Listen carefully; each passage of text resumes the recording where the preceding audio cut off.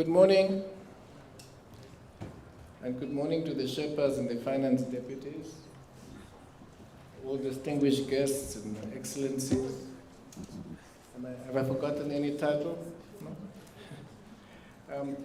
Today is the joint session of the Sherpa track and the finance track, and it's a relatively short session, but an important one because it also indicates that as the presidency, we are going to try and work closely together while respecting the work processes and the priorities of each of the different tracks. I just want to go through, before doing formal opening remarks and giving a sense of what South Africa's presidency is going to be dealing with, to colleagues in the Sherpa track, you'll have heard some of this, and we've debated and discussed it for 2 days, but it's just to ensure that we also bring into this discussion the deputies.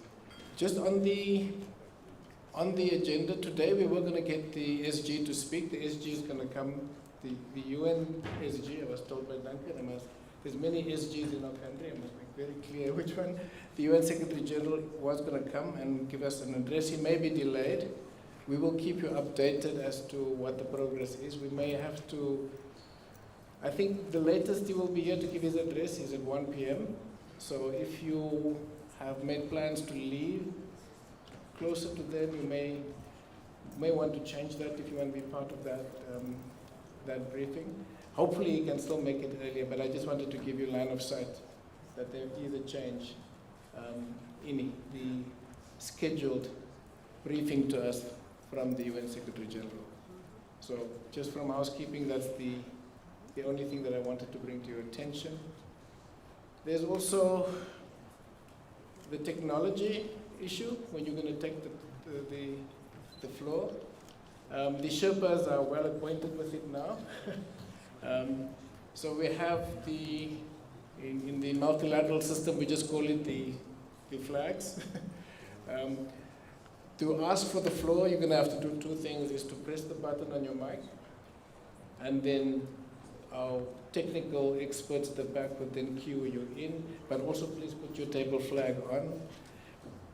A green light will appear to indicate that you now have the floor, you're next in line. Please do not press the button again, because it will kick you out of the queue.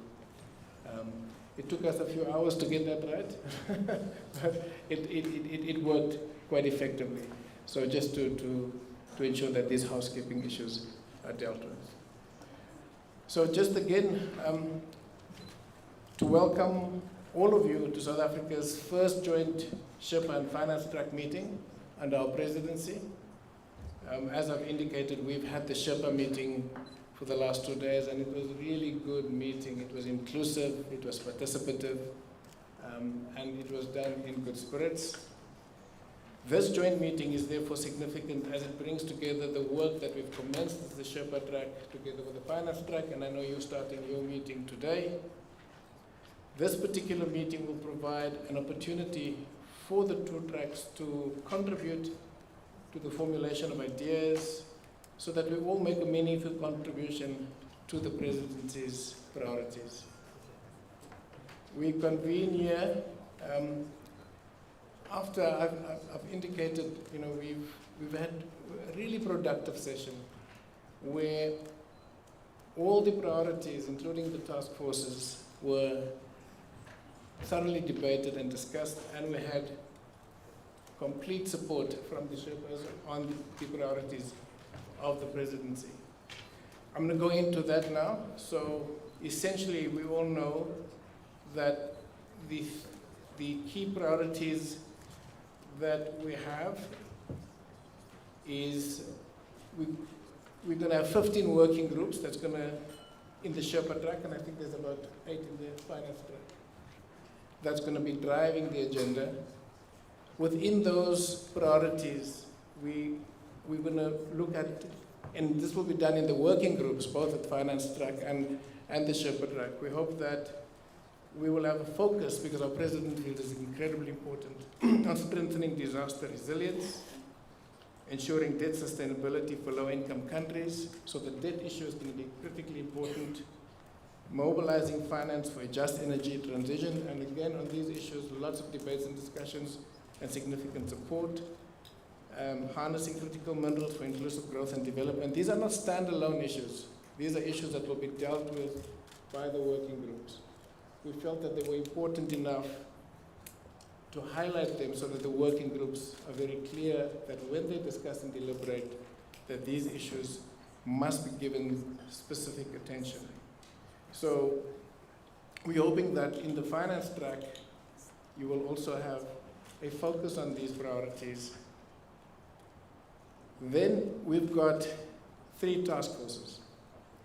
And we had significant discussions on these task forces and found a method of seeking to, and agreed on how to operationalize them. The first task force deals with inclusive economic growth, industrialization, employment, and reduced inequality.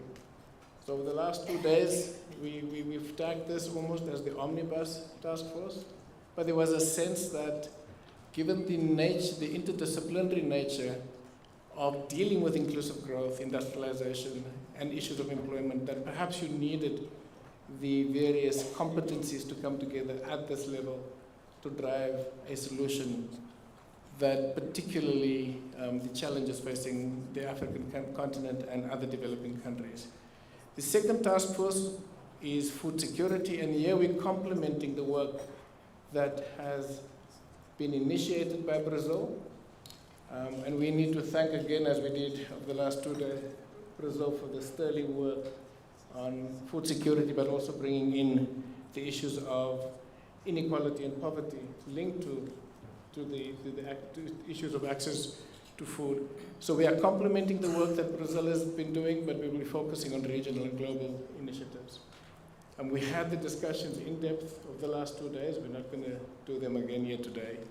The third task force is on artificial intelligence, data governance, and innovation for sustainable development. Again, lots of support for this task force.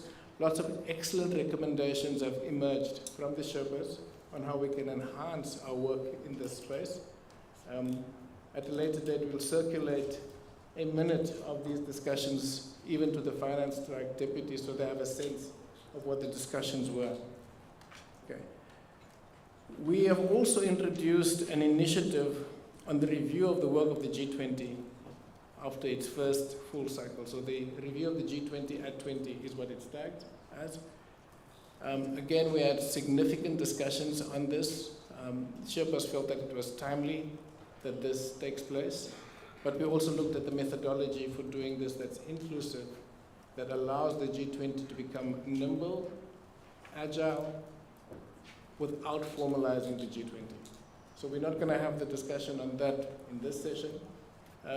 We had a significant discussion, really good contributions from the Sherpas on how we can operationalize this review, and we'll share the minutes of that with the finance deputies.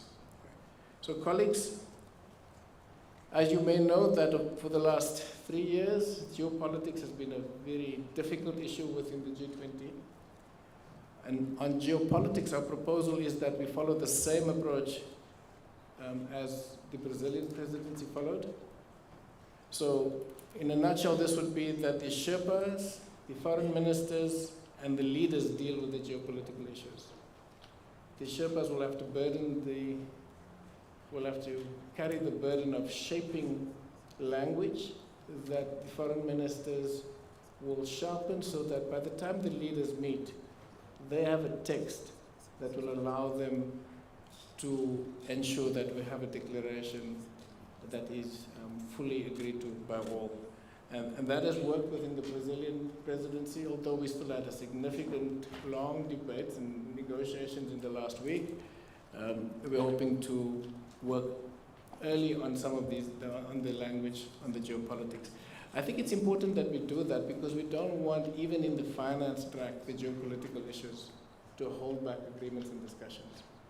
What we're saying is we can't stop the debates and negotiations from taking place, but there should be a clear understanding that you can have a ministerial statement that says on the geopolitics we could not agree, or we could agree, hopefully it's agreement, but that is not holding you back from having an agreement on the substantive issues that brought together either the ministerial working groups or the working groups in the finance track. So I think it was important for us to just highlight those issues. I'm going to, given that it's a joint session, but it's also the start of the finance track's work over the next couple of days. So I'm going to hand over now to the co-chair of the meeting and my counterpart in the finance track, who's also the Director General of South Africa's National Treasury. So Duncan Petersen, it's over to you to guide us through what the finance track is going to be like. Thank you, Zain. Good morning, everyone.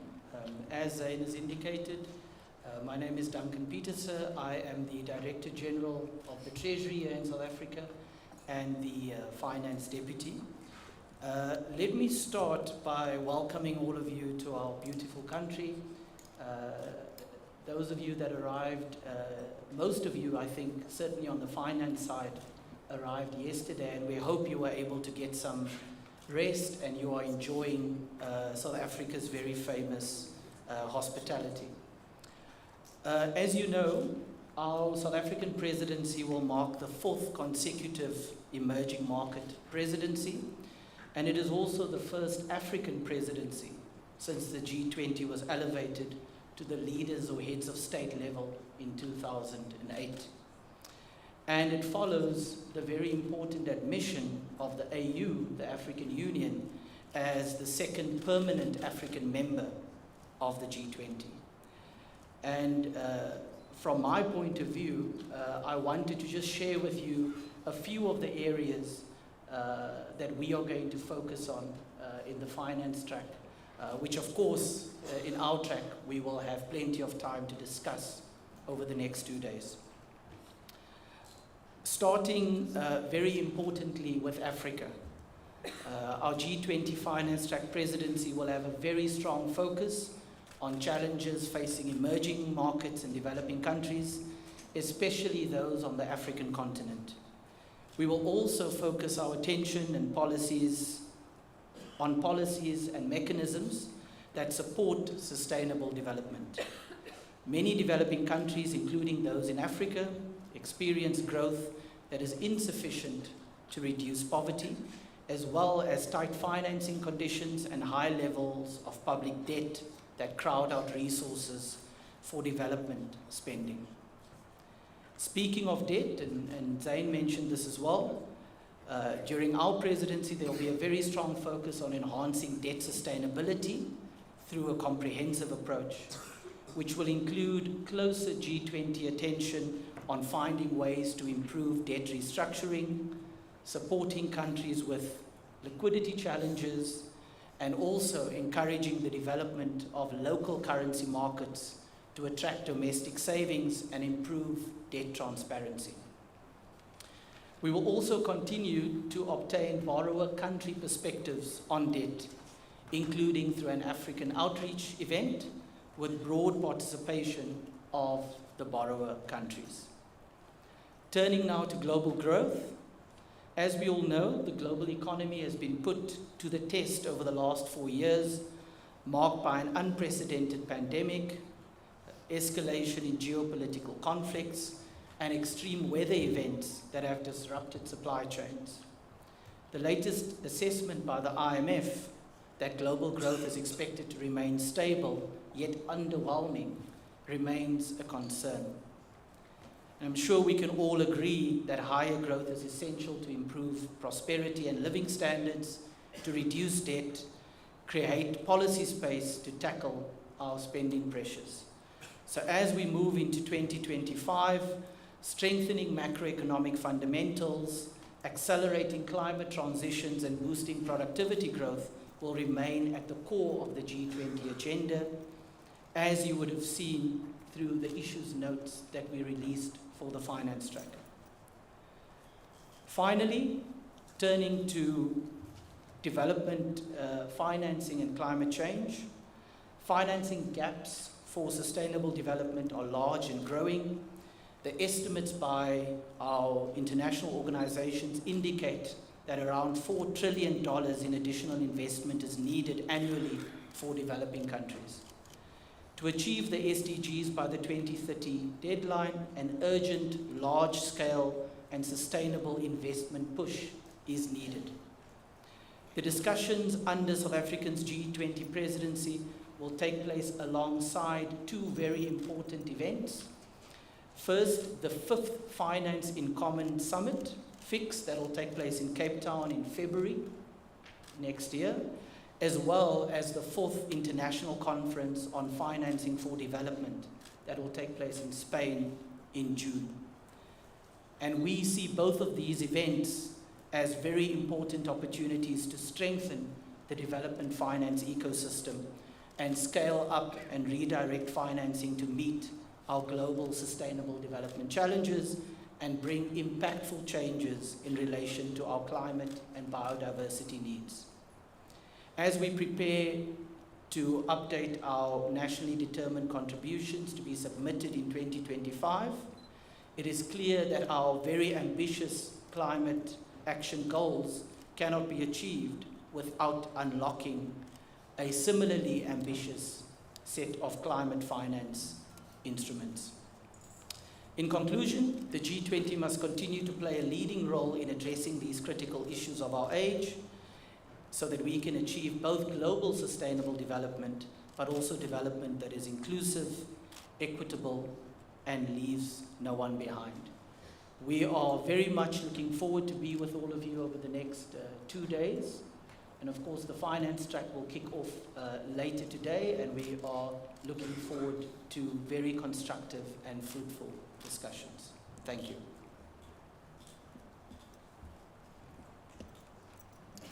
Thank you. Thank you very much, Duncan. What we were thinking of is we're not going to do the Sherpa track presentation because we had a lot of discussions and I've covered the key issues of that in our opening remarks. And in order to save time, it might be useful for you to present at this stage, unless you think you've done enough on this, the finance track presentation, because I think it will be actually good at some point to, once the media leaves, to do that, so that we can get a sense from the colleagues, both the finance and the Sherpa tracks, to react on both the discussion